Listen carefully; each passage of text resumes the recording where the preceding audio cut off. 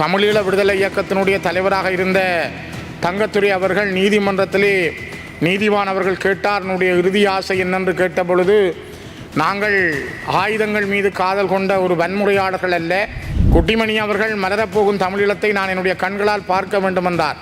இதற்காகவே அவர்கள் சிறையிலே கண்கள் தோண்டப்பட்டு அவர்கள் அதேபோல தமிழர்கள் தாங்கள் சிந்திய இரத்தத்திற்கும் தங்களுடைய கண்ணீருக்கும் வரலாறு அவர்களுக்கு ஒரு வாய்ப்பை கொடுக்கும். அந்த வாய்ப்பை ஒரு புரட்சிவாதியான பெயர் கொண்ட அரவிந்த என்ற அனுரகுமார சனாயக்கா எவ்வாறு கையாளப் போகிறார் என்பதைத்தான் நாங்கள் பார்க்கிறோம். தமிழ் மக்களுடைய அவர்களுடைய விடுதலைக்காக போராடிய போராளிகள், இன்று இங்கு இருக்கின்ற ஜேவிபி தோழர்கள் ஒரு போராளிகள், அவர்கள் இந்த நாட்டினுடைய தீவிரவாதத்துக்காக போராடிய போராளிகள். வரலாறு உங்களை 50 வருஷங்களுக்கு பிறகு ஆட்சியிலே கொண்டு வந்திருக்கிறது. இதே மாதிரி அந்த மண்ணிலே போராடியவர்கள் மாவீரர்களாக துயிலும் இல்லங்களில் உறங்கிக் கொண்டிருக்கிறார்கள். ஆனால் அந்த துயிலும் இல்லங்களுக்கு மேலால் இராணுவம் முகாம் அமைத்து தன்னுடைய சப்பாத்து கால்களோடு நடந்து திரிகிறது. பிள்ளையான் என்கிற சிவனேசதுரை சந்திரகாந்தன் மீது கைது செய்து அடைத்து வச்சிருக்கிறார்கள். அவர் செய்த குற்றங்களுக்கு தண்டனை அனுபவிக்க வேண்டும். நாங்கள் அதுக்கு எதிரானவர்கள் அல்ல. ஆனால் ஆகவே பிள்ளையான் ஒரு கருவி மட்டுமே. இந்த கருத்தாக்களான கோத்தபாய ராஜபக்ச ஏன் இன்னும் இந்த நாட்டில் விசாரிக்கப்படவில்லை? நான் சபாபீடத்துக்கு சமர்ப்பிக்கிறேன். 2019 ஆண்டு ஏப்ரல் 27 ட்விட்டர் செய்தி ஸ்தாபனத்துக்கு கோட்டபாயா கொடுத்த செய்தியினுடைய அந்த பிரதியையும் 12 வருடங்களில் பாலம் அமைக்க முடியும் என இந்தியா சொல்கிறது. காங்கேசந்துறை கப்பல் துறைமுகத்தை அமைப்பதற்கு அவர்கள் 52 மில்லியன் அமெரிக்கன் டாலர்களை இனாமாக தந்திருக்கிறார்கள். தர தயாராக இருக்கிறார்கள். திட்டங்கள் வரையப்பட்டிருக்கிறது. ஆனால் இந்த நாட்டில் ஏன் அதை செய்ய நீங்கள் தயங்குகிறீர்கள்? தமிழர்கள் அபிவிருத்தியிலே முன்னுக்கு வருவார்கள் என்று பயப்படுகிறீர்களா? நான் இன்றைக்கு 42 வருஷங்களுக்கு முதல் காரணத்தை சொல்லுகிறேன். இலங்கையினுடைய கொழும்பிலே வியாபார துறையிலும் தன்னுடைய ஆதிக்கத்தை செலுத்தி இருந்தார்கள் தமிழர்கள். தமிழர்கள் தன்னுடைய வர்த்தக துறையிலே தாங்கள் மேலோங்கி இருந்தார்கள். அதனை அழிப்பதற்கு ஜேஆர் கொண்டு வந்த யுக்திதான் தமிழர்கள் மீதான இனவன்முறை. ගරු සිවඥානම් සීතරම් මන්ත්‍රීතුමා, ඔබතුමාට විනාඩි 15ක් කාලයක් ලැබෙනවා. கௌரவ தலைமை தாங்கும் உறுப்பினர் அவர்களே, இன்றைய தினம் கம்பெனி சட்டங்களுக்குள் இந்த விவாதம் அமைந்திருந்தாலும் இன்றைய நாள் இலங்கையினுடைய வரலாற்றிலே மிக முக்கியத்துவம் பெறுகின்ற ஒரு நாள். குறிப்பாக 42 வருடங்களுக்கு முதல் இந்த நாட்டிலே ஒரு ஜூலை இனப்படுகொலை நடந்து இன்று 42வது வருடங்களை நெருங்குகிறது. யுஎன்பி அரசாங்கம் முதல் பதவியேற்ற காலகட்டத்திலே ஜேஆர் ஜெயவர்தன அவர்களுடைய தலைமையில் லலித் அத்துலத் முதலி, காமினி திசாநாயக்கா போன்றவர்களுடைய வழிகாட்டலிலே மிக மோசமாக இந்த நாட்டிலே நடைபெற்ற ஒரு மிகப்பெரிய இனப்படுகொலை தமிழர்கள் மீது மேற்கொள்ளப்பட்டது. வெலிக்கடை சிறையில் இருந்த குட்டிமணி, தங்கத்துரை உட்பட, ஜெகன் உட்பட பலர் வெட்டி சாய்க்கப்பட்டார்கள். இந்த நாட்டிலே அவர்கள் கண்கள் பிறக்கிற தமிழீழத்தை பார்க்க போகிறீர்களா என்று கேட்டு அந்த கண்களை தோண்டி எடுத்த வரலாறுகளை கொண்டதாக இந்த நாட்கள் அமைந்திருக்கிறது. ஆகவே இந்த ஜூலை 23 இன்றைய நாள் தமிழர்களுடைய வரலாற்றிலே ஒரு கருப்பு நாள். இந்த கருப்பு நாளை நான் இந்த நாட்டிலே இந்த நேரத்திலே 42 வருடங்கள் கடந்தும் எந்த பொறுப்பு கூறலும் இல்லாமல், இதற்கான ஒரு நீதி இல்லாமல், விசாரணைகள் இல்லாமல் இருக்கிற இந்த நேரத்தில் பதிவு செய்ய விரும்புகிறேன். மிக முக்கியமாக தமிழீழ விடுதலை இயக்கத்தினுடைய தலைவராக இருந்த தங்கத்துரை அவர்கள் நீதிமன்றத்திலே நீதிவான் அவர்கள் கேட்டார், இறுதி ஆசை என்னென்று கேட்டபொழுது, நாங்கள் ஆயுதங்கள் மீது காதல் கொண்ட ஒரு வன்முறையாளர்கள் அல்ல, ஆயுதங்கள் எங்கள் மீது திணிக்கப்பட்டது என்பதைத்தான் அவர் அந்த காலகட்டத்திலே நீதிமன்றத்தில் சொல்லியிருந்தார். குட்டிமணி அவர்கள் மலரப்போகும் தமிழீழத்தை நான் என்னுடைய கண்களால் பார்க்க வேண்டும் என்றார். இதற்காகவே அவர்கள் சிறையிலே கண்கள் தோண்டப்பட்டு அவர்கள் குத்தி கொடூரமாக கொலை செய்யப்பட்டார்கள். ஆகவே இந்த வரலாற்றுக்கு இன்னும் எந்த அரசு வந்தாலும் கூட நீதியான முறையில் அதற்கான ஒரு மன்னிப்பையோ அதுக்கான பரிகாரத்தையோ தேட முற்படவில்லை என்பதுதான் மிக மிக துரதிர்ஷ்டவசமானது. 1984 ஆண்டு மார்ச் 11, 17 இந்தியாவிலிருந்து வெளிவந்த சண்டே என்கிற ஆங்கில சஞ்சிகையினுடைய ஆசிரியர் அனிதா பிரதாப் அவர்களுக்கு அப்பொழுது இருந்த தமிழீழ விடுதலை புலிகளுடைய தலைவர் 30 வயசு நிரம்பிய பிரபாகரன் அவர்கள் சொன்னார், ஜெயவர்தனா உண்மையான பௌத்தராக இருப்பாராயின் நான் ஆயுதம் ஏந்தி இருக்க நேர்ந்திராது. 30 வயது நிரம்பிய ஒரு இளைஞன் பிரபாகரன் அவர் சொன்னார், உண்மையான பௌத்தராக ஜெயவர்தனா இருந்திருந்தால் நான் ஆயுதம் ஏந்தி இருக்க நேர்ந்திராதன். இந்த காலம் இவ்வளவு தூரம் கடந்திருக்கிறது. ஆகவே கௌரவ தலைமை தாங்கும் உறுப்பினர் அவர்களே, எங்களுடைய மக்களுக்கு நீதி கிடைக்கவில்லை, தொடர்ந்தும் நாங்கள் நீதிக்காக போராடி கொண்டிருக்கிறோம் இனம் என்பதைத்தான் நான் இந்த இடத்திலே பதிவு செய்ய விரும்புகிறேன். இந்த நாட்டினுடைய ஜனாதிபதியாக இருக்கின்ற அனுரகுமார திசாநாயக்கா அவர்கள் ஒரு மண் குடிசையிலே இருந்து இந்த நாட்டினுடைய ஜனாதிபதியாக மாளிகை வரை வந்தவர். ஆப்ரஹாம் லிங்கன் அமெரிக்காவிலே ஒரு சாதாரண குடும்பத்தில் இருந்து வெள்ளை மாளிகையை எவ்வாறு அலங்கரித்தாரோ அதே வரலாற்றைத்தான் ஆய்வாளர்கள் சொல்லுகிறார்கள். அரவிந்த என்கிற ஜேவிபியினுடைய நாமத்தோடு இந்த நாட்டிலே ஒரு புரட்சிகர இயக்கத்தில் இருந்த அனுரகுமார திசாநாயக்கா அவர்கள் வெறுமனே போக்குவரத்து புகையிரதங்களில் பலகாரம் அம்மா சுட்டு கொடுத்த பலகாரத்தை விட்டு இந்த நாட்டினுடைய ஒரு சாதாரண பிரஜையாக வாழ்ந்து இன்று இந்த நாட்டிலே ஜனாதிபதியாக இருக்கிறார் என்றால் ஒரு ஏழை மகன் இந்த நாட்டிலே பாதிக்கப்பட்ட ஒரு இனம், அடையாளமுள்ள ஒரு தேசிய இனம் எவ்வளவு தூரம் பாதிக்கப்பட்டிருக்கிறது என்பதை உளப்பூர்வமாக ஜனரஞ்சகமாக சிந்திக்கக்கூடிய ஒரு தலைவராக அனுரகுமார திசாநாயக்கா அவர்கள் இருப்பார் என்று நான் கருதுகிறேன். அதனால்தான் நான் அடிக்கடி சொல்வதுண்டு, நீங்களும் வியர்வையும் இரத்தமும் சிந்தி 56 ஆண்டுகளுக்கு பிறகு ஆட்சியை பிடித்திருக்கிறீர்கள். ஆகவே வரலாறு யாரையும் காத்திருக்க வைப்பதில்லை. அதேபோல தமிழர்கள் தாங்கள் சிந்திய இரத்தத்திற்கும் தங்களுடைய கண்ணீருக்கும் வரலாறு அவர்களுக்கு ஒரு வாய்ப்பை கொடுக்கும். அந்த வாய்ப்பை ஒரு புரட்சிவாதியான பேர் கொண்ட அரவிந்த என்ற அனுரகுமார திசாநாயக்கா எவ்வாறு கையாளப் போகிறார் என்பதைத்தான் நாங்கள் பார்க்கிறோம். குறிப்பாக உங்களுக்கு தெரியும், இந்த நாட்டிலே எங்கே தோண்டினாலும் எலும்பு துண்டுகள் தான் வருகின்றன. அது சம்பூராக இருக்கலாம், திருவோணமலையாக இருக்கலாம், அல்லது செம்மணியாக இருக்கலாம், கொக்கு தொடுவாயாக இருக்கலாம். எந்த இடத்துல கை வைத்தாலும் எலும்புகள் தான் வருகின்றன. மனித படுகொலைகள் நடைபெற்ற மனித புதைகுழிகள் உள்ள நாடாக இலங்கை இருக்கிறது. செம்மணியிலே நேற்று வரை 80 உருவங்களுடைய மனிதர்களுடைய எலும்புக்கூடுகள் எடுக்கப்பட்டிருக்கிறது. ஆனால் இதுவரை அதற்கான நீதி விசாரணைக்கான ஒரு திறந்த கதவு திறக்கப்பட்டதாக தெரியவில்லை.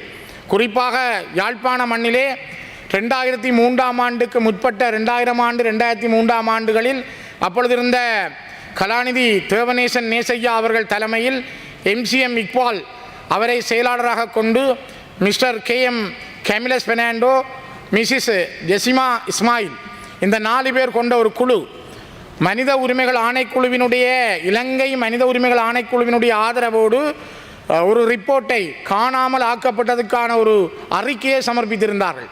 அந்த அறிக்கை கூட இந்த நாட்டிலே கவனத்திலே எடுக்கப்படாமல் கிடப்பிலே போடப்பட்டிருக்கிறது.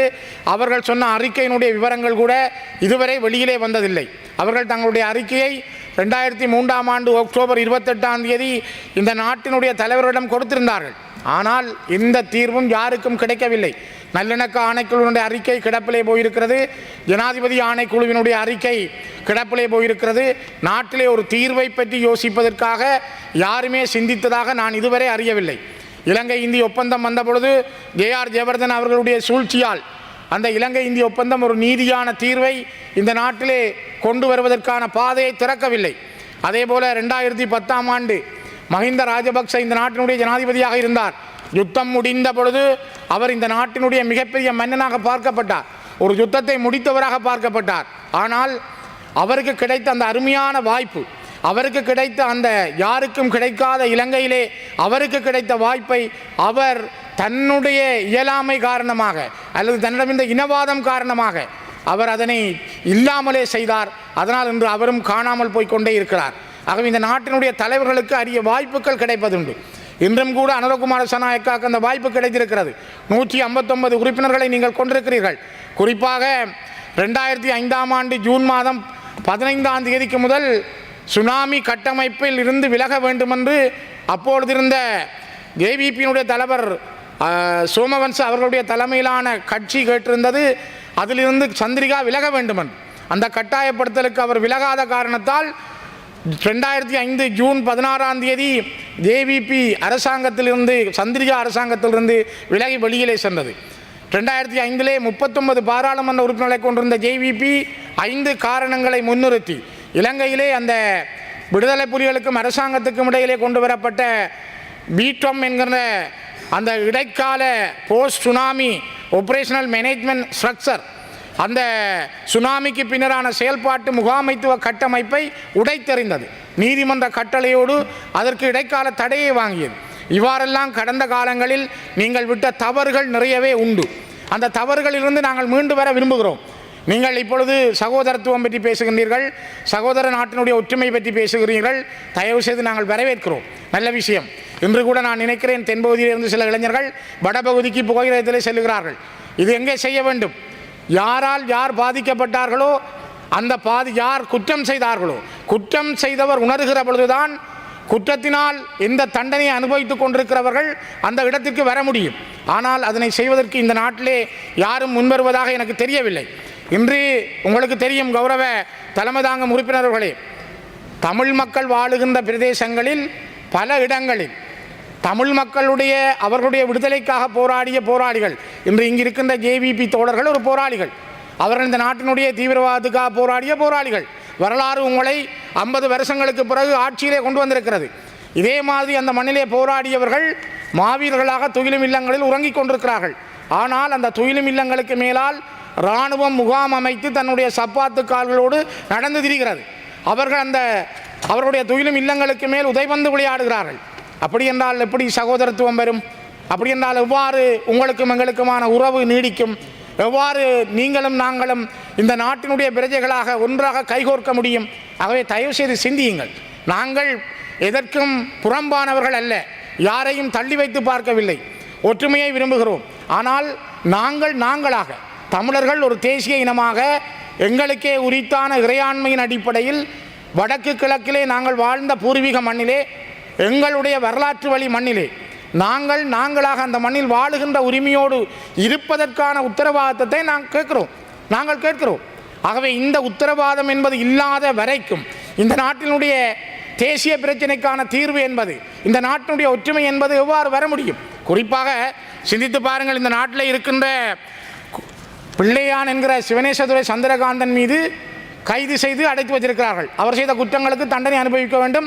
நாங்கள் அதுக்கு எதிரானவர்கள் அல்ல. ஆனால் ஒரு ஈஸ்டர் தாக்குதலை மையமாக வைத்து அவர் விசாரிக்கப்படுகிறார். ஈஸ்டர் தாக்குதல் நடந்த 2019 ஏப்ரல் 21 அதே மாதம் ஈஸ்டர் தாக்குதல் நடந்த ஏப்ரல் 27 இந்த நாட்டினுடைய பாதுகாப்புத்துறை செயலாளராக முதலிருந்த கோட்டபாய ராஜபக்ச அவர்கள் ட்விட்டர் செய்தி ஸ்தாபனத்துக்கு சொல்லுகிறார், டக்கல் ரெடிக்கல் இஸ்லாம், இந்த இஸ்லாம் மதத்தினால் எவ்வாறு இந்த மண்ணிலே தீமை நடைபெறப் போகிறது, இஸ்லாம் எவ்வாறு இந்த நாட்டை அழிக்கப் போகிறது என்று இதற்கு பின்னாலே யார் இருந்தார்கள் என்பதை கோட்டபாய ராஜபக்ச சொல்கிறார். ஆகவே பிள்ளையான் ஒரு கருவி மட்டுமே. இந்த கருத்தாக்களான கோத்தபாய ராஜபக்ச ஏன் இன்னும் இந்த நாட்டில் விசாரிக்கப்படவில்லை? நான் சபாபீடத்துக்கு சமர்ப்பிக்கிறேன்.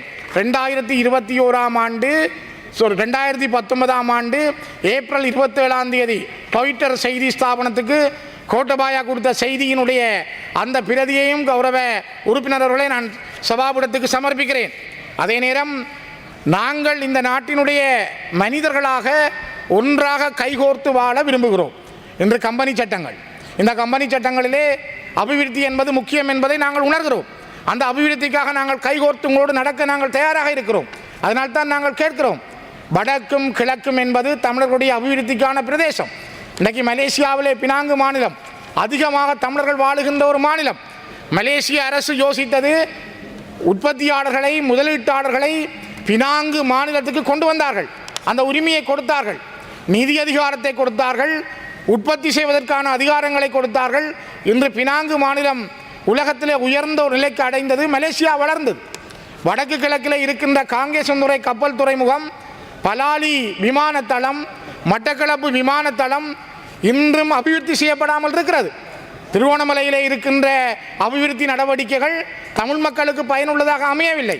அதனால்தான் கிழக்கிலும் வடக்கிலும் இருக்கின்ற இந்த அபிவிருத்தி நிலைகளை சரியான முறையில் கொண்டு செல்வதற்கு நீங்கள் முதலிலே செய்ய வேண்டியது, நாங்கள் இந்தியாவுக்கான தலைமன்னாருக்கும் ராமேஸ்வரத்துக்கும் இடையிலே உள்ள தூரம் ஆக 23 கிலோமீட்டர், 12 வருடங்களில் பாலம் அமைக்க முடியும் என இந்தியா சொல்கிறது. காங்கேசந்துறை கப்பல் துறைமுகத்தை அமைப்பதற்கு அவர்கள் 52 மில்லியன் அமெரிக்கன் டாலர்களை இனாமாக தந்திருக்கிறார்கள், தர தயாராக இருக்கிறார்கள், திட்டங்கள் வரையப்பட்டிருக்கிறது. ஆனால் இந்த நாட்டில் ஏன் அதை செய்ய நீங்கள் தயங்குகிறீர்கள்? தமிழர்கள் அபிவிருத்தியிலே முன்னுக்கு வருவார்கள் என்று பயப்படுகிறீர்களா? நான் இன்றைக்கு 42 வருஷங்களுக்கு முதல் காரணத்தை சொல்லுகிறேன். இலங்கையினுடைய கொழும்பிலே வியாபாரத் துறையிலும் தன்னுடைய ஆதிக்கத்தை செலுத்தியிருந்தார்கள் தமிழர்கள். தமிழர்கள் தன்னுடைய வர்த்தக துறையிலே தாங்கள் மேலோங்கி இருந்தார்கள். அதனை அழிப்பதற்கு ஜேஆர் கொண்டு வந்த யுக்திதான் தமிழர்கள் மீதான இனவன்முறை. அந்த இனவன்முறையினால் அவருடைய பொருளாதாரம் அளிக்கப்பட்டது. நாங்கள் மீண்டும் கேட்கிறோம், இந்த நாட்டுக்குள் நாங்களாக எங்களுடைய இயலுமைகளை பயன்படுத்தி நாங்கள் வாழ்வதற்கான ஒரு வழியை நீங்கள் இந்த கப்பல் துறைமுகத்தை அமைப்பதன் மூலம், இந்தியாவினுடைய உதவியை பெற்றுக்கொள்வதன் மூலம் அதன் ஊடாக ஏன் இதை செய்ய முடியாது? ஆனால் இந்த நாட்டில் இருக்கின்றவர்களிடம் நல்ல எண்ணங்களை நான் இன்னும் காணவில்லை. குறிப்பாக தொடர்ந்து பேசுகிறோம். இன்றைக்கு நான் நினைக்கிறேன், அனுரகுமார திசாநாயக்கா அவர்கள் ஜனாதிபதியாக பதவியேற்று 304 நாட்களை இந்த நாடு இன்று கடந்திருக்கிறது. அரசியல் ரீதியாக பிரயோடி போயிருக்கிற தமிழ் மக்களுடைய பிரச்சனைக்கான தீர்வு என்ன என்பதை இன்னுமே முன்வைப்பதற்கான தயார் நிலை, அது பற்றி பேசுவதற்கான வாய்ப்பு இந்த அரசாங்கத்திடம் கொண்டு வரப்படவில்லை. ஆகவே எவ்வாறு நாட்டினுடைய முன்னேற்றம் பெறும்? நான் நினைக்கிறேன், நீங்கள் ஒன்றை பாருங்கள். யாழ்ப்பாணத்திலே வலிகாமம் வடக்கிலே இன்றைக்கும் கிட்டத்தட்ட 2700 ஏக்கருக்கு மேற்பட்ட காணிகள் விடுவிக்கப்படாமல் மக்கள் போராட்டம் நடத்துகிறார்கள். உறவினர் நண்பர் வீடுகளில் இருக்கிறார்கள், உள்ளகத்திலே இடம்பெயர்ந்து முகாம்களில் இருக்கிறார்கள். ஆனால் தென்பகுதியிலிருந்து வடபகுதிக்கான சகோதரத்துவ நிகழ்வை சிலர் முன்னெடுக்கிறார்கள். சகோதரத்துவமாக நாங்கள் வாழ்வோம், அது உண்மை. அதற்காக நாங்கள் உங்களோடு கைகோர்க்க தயாராக இருக்கிறோம். ஆனால் அந்த கைகோர்ப்பு என்பது நீங்களாகவும் நாங்களாகவும் வாழுகின்ற நிலையாக அது இருக்க வேண்டும்.